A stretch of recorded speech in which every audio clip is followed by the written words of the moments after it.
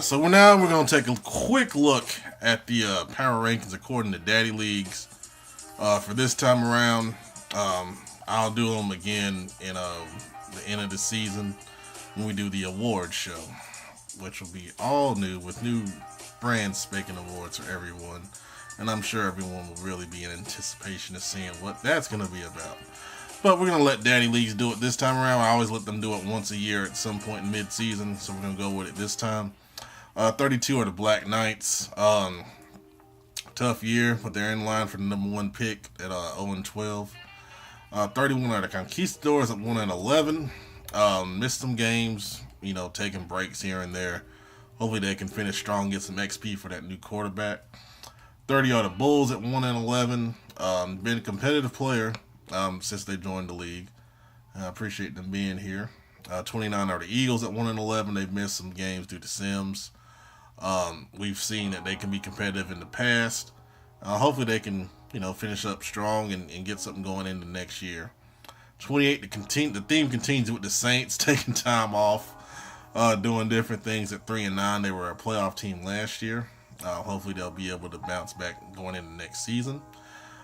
27 are the Packers at 3-9. Like I said earlier, he's a good offensive player. Going to need some help on the defensive side of the ball in order to improve in that division. 26 are the Oilers at 4-8. We got to keep fighting, man. Cody. I haven't really looked at the roster to determine where help is needed, but I know Mariota has thrown a lot of interceptions. So I think there's some improvement that needs to be made there. And maybe, looking at going with a different quarterback. I don't know. 25 are the Dolphins at 4-8.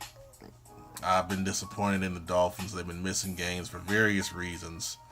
It asked me not to kick him from the league, but he is very close to not being here. 24 are the Colts at 4-8. Another tough year in Indianapolis, but that defense is one of the tops year in and year out. 23 are the Ravens, who keep on breaking this rule at 5-7. We're gonna have a ruling on him either today or tomorrow on what we're gonna do about that. Talented receiving core, but it's ridiculous to break it 4 times. That's just too much. 22 are the Seahawks at 5-7. This will be a team to watch next year. Kind of got in a hole too big to dig out of after the team switch, but that we all know they're very talented, and next year I think they'll be a threat in the NFC. 21 are the Bengals at 6-6. Fuck you, Urkel. 20 are the Monarchs at 6-6 as well, and they quietly got themselves into the playoff talk in the AFC. We talked about that in the AFC video. Appreciate you being here. 19 are the Cowboys at 5-7. Have been playing many games. If they were in my rankings, I would have had them a little lower because of that, but this is Daddy Leagues and they don't know, obviously. 18 are the Shamrocks at 7-5. I think that's a little low for them, but that's where Daddy Leagues has them, and they're in the thick of the AFC playoff race in that division in the AFC North. 17 are the Broncos at 7-5. I would have them higher as well. I'm thinking the NFC, this would be an 8 or 9 win team easily. Very good young talent on that team. 16 are the Desperados at 6-6. I would have had them lower because they've been missing games with different things going on.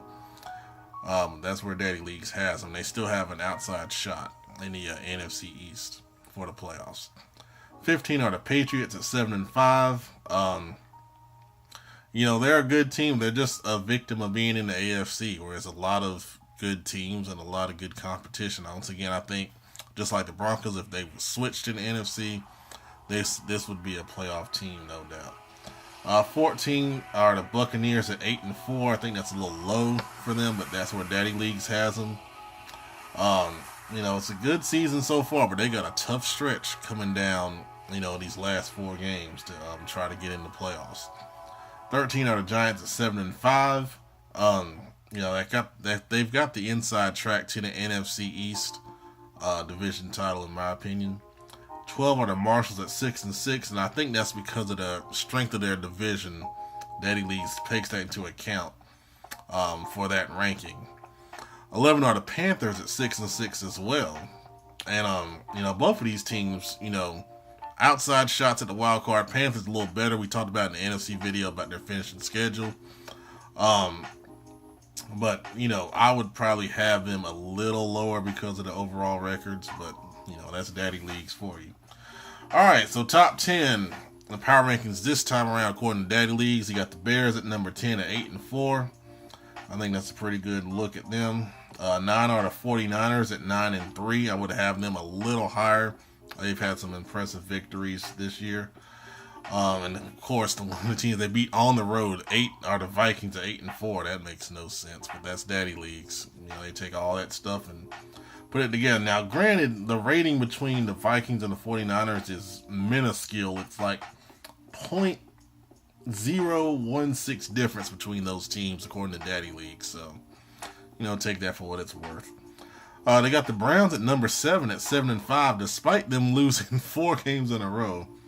Daddy Leagues loves the Browns. They're always in the game of the week, it seems, and there's some kind of love affair with Daddy Leagues and the Browns. Maybe they just feel bad for them. Maybe the guy that did the coding is a Browns fan. I don't know. Number 6 are the Falcons at 9-3. I think that's accurate. They've had a really good bounce back year. Now this is where it gets interesting. Number 5 are the Jaguars at 10-2. Now I'm sure that's because their division has been really, really down this year. But I thought that was interesting to put a 10-2 team at number 5, and you're going to see who above them. It's really going to make it interesting. Number 4 are the Jets at 9-3, and I believe the Jags want to sim over the Jets, which makes that even more confusing. And there's a big difference. It's like a 3-point difference between those two teams. So there's something, the AFC East is a little bit tougher this year. Maybe that's what it is. Now, number 3, they have me. The Chargers at 9-3. Now, last week, according to Daddy Leagues, we were number 7. So we made a big jump after we beat the Broncos. And our division is really tough. And I'm sure that's why that happened. But I was surprised when I saw that. I mean, I think, like all year we've been in the top 10, but I wouldn't put us at number 3. Not at all. I have 2 losses to the Chiefs and 1 to the Shamrocks. And the Chiefs are number 2 at 10-2. And they have some losses. So I probably would have put them at 2 or 1. And then the Rams, of course, are number 1. So you got your 2 Super Bowl teams from the last 2 years at 1-2. And I'll agree with that with Daddy Leagues. But then 3 on down, I would have shuffled, myself around definitely. I wouldn't have put myself at 3. I would have put Jeff at 3. And then I would have gone probably Jets at 4, me at 5, Niners at 6.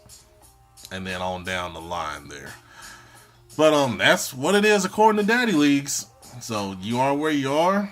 We'll do it again at the end of the season with the Owners Award Show. If you have suggestions for awards for yourself or others in the league, just shoot me a DM and let me know. The Owners Award Show is a fun thing we do. The old one is still up if you new guys want to take a look and see what it's like. So, I thought it was really funny last year. I don't know if I'll be able to top it again this year, but we'll see. All right, guys. Good luck this week. Thanks for watching. We'll see you around the bend in the league, chatting the playoffs.